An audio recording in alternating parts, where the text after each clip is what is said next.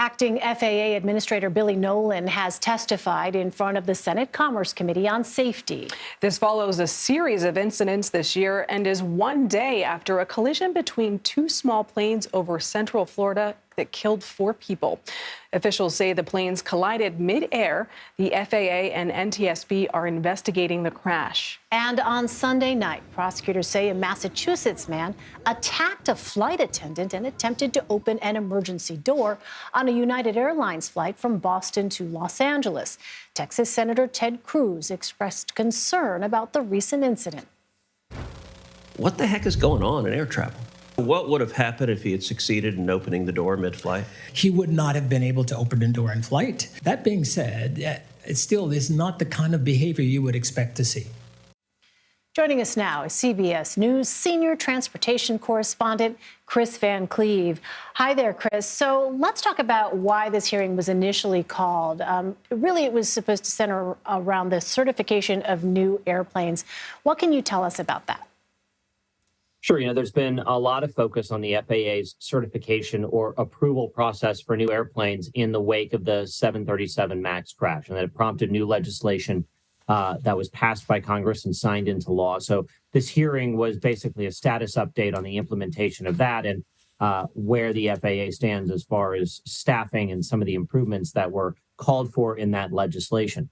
Also, you did hear from several members of the Senate Commerce Committee that has oversight not only of the FAA, but of the national air system, including airlines, expressing their concerns about the recent string of close calls that we've been reporting on, and disruptive passengers. We've seen a real continued problem, uncharacteristically high number of those incidents since the pandemic. And while that's come down some, in part due to the FAA and law enforcement really increasing the penalties and the enforcement of that, it remains a problem, as we saw on that flight to Boston. Kris, it is alarming to see the video of the man trying to open the emergency exit and to hear about all of these recent incidents. What more do we know about the mid-air collision between the two small planes over Florida?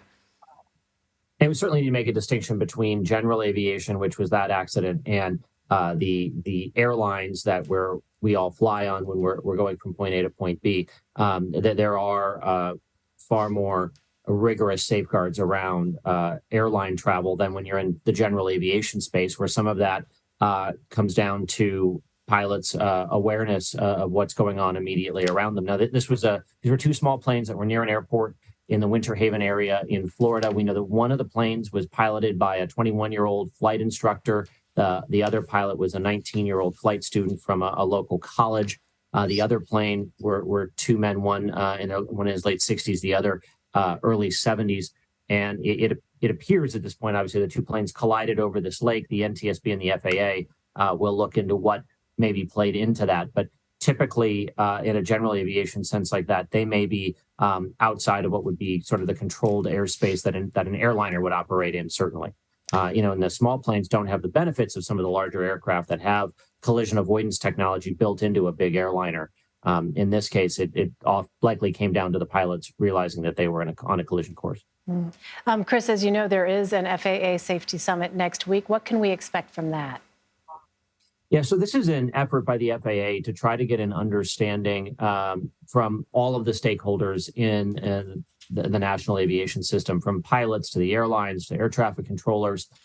It sounds like it's an effort to get everybody on the same page and try to get perhaps a serious conversation going about why we've seen so many of these close calls in such short order.